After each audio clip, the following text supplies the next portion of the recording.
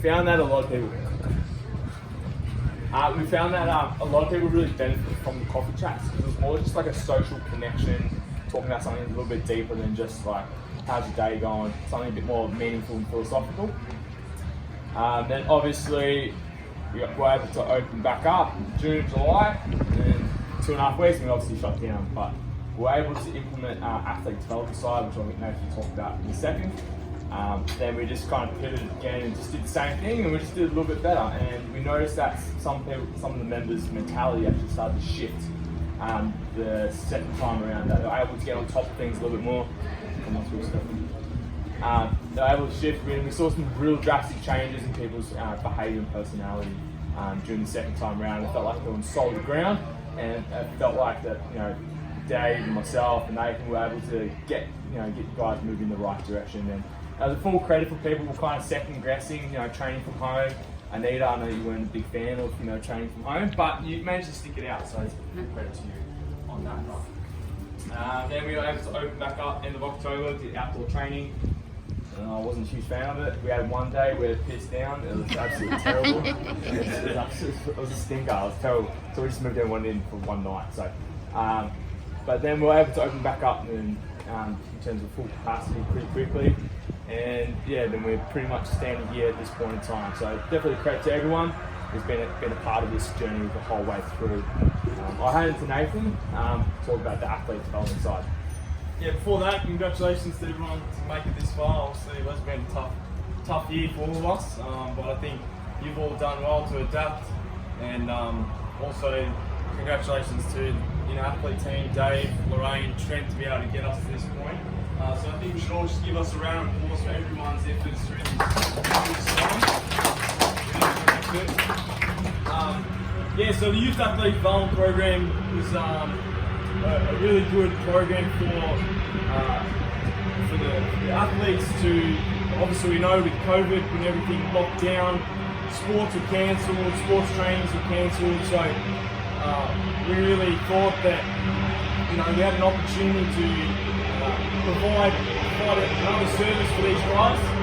So I'm trying to yell as much as I can.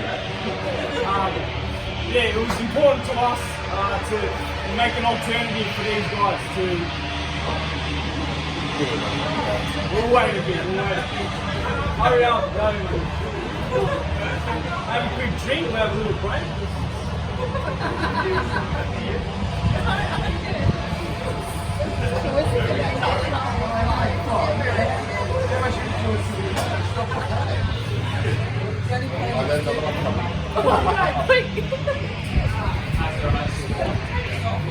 Oh, you can hear me right? Yeah. Right. So the athlete development program was an initiative that we thought would help out the athletes not only to get out of the house, but also to develop their physical qualities and improve their athlete performance. Anyway, I'll go straight to the end. The other initiative we had when everyone did lock down, we ended up putting everything online and we had power chat. So through that time, we're actually able to educate these athletes on why we do certain things. So why do we do running mechanics, why do we do jumping and landing, change direction, all that sort of thing. And we're lucky to be able to give them that information, and then finally when restrictions were eased, we were able to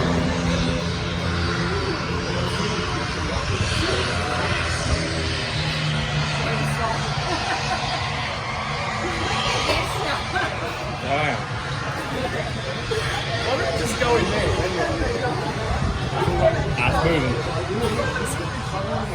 Okay. We're good. I'll try and speed through this. What was that? After lockdown. So after lockdown, actually during lockdown, once we started easing, we were able to actually do 2 sessions a week. And then once everything went back to normal, now you guys all doing, your strength training and also your athletic development stuff as sport starts to come back. And on behalf of me and the team, we're really proud of what you athletes have been able to accomplish over this time. every week we've been seeing improvements. And also, you know, to some of you who've actually gone back to sports, it's been awesome to hear that it's actually transferring into your sport performance. So it's been really enjoyable to coach you guys and to be able to educate you on, you know, how we can improve your performance, but also not physically, but also mentally, but also personally. So Dave actually did a segment through the Power Chats where we called it Book of David. So he was able to provide some inspirational words and a bit of personal or interpersonal skills and just advice on life. So I thought that was really crucial time to be able to mentor these athletes through the difficult times. So, but now we're here, and can't wait to next year, and we'll just keep improving that program, but also the athlete program, obviously in the gym. So, congrats to everyone for a great year. So in terms of what's happening next year, so the team and I having a meeting next week to plan at least the next 6 months. So our first actual event will be our in-athlete combine at the end of Jan. So we'll be testing a lot of our athletes and athletes in the community, and to see what the athletic prowess really is like. The second part is in Feb. In Feb, we're going to actually do a nutritional seminar specifically looking for youth athletes, and in terms of not just from a performance perspective, but actually from a developmental perspective as well. We feel like lockdown did a lot of damage. Everyone's Uber Eats account was a bit overkill. But yeah, now's the time to actually rein it in and get things back in check and be able to move forward in the right direction with the right tools and right resources. And then last announcement. So we've just got a member of the year, and member of the year. So back in Jan this year, she actually started with us. She's a nurse. So when the whole COVID thing really hit her, she works in the emergency department at Alfred. So, and she's like a tiny little Filipino lady. If you know who she is, you probably know who she is. And yeah, she said she came with us with lower back pain, and she just got, pain-free after about 6 to 8 weeks of proper structured training. And she was going really well. Then I think the second lockdown really hit her mentally.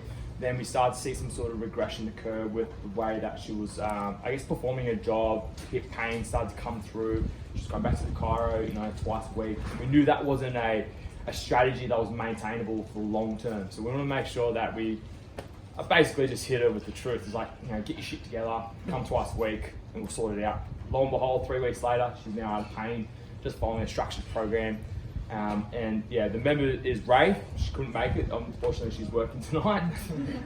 But yeah, we thought, she was it was a test of her character as well. Being a single mom, got a daughter who was in year 7 this year, transitioned to year 8. We knew that it was quite a hard year for her. So we acknowledge her and what she's been able to do during this time. And she's never trained in the gym before. Oh, she's never been into a gym as well.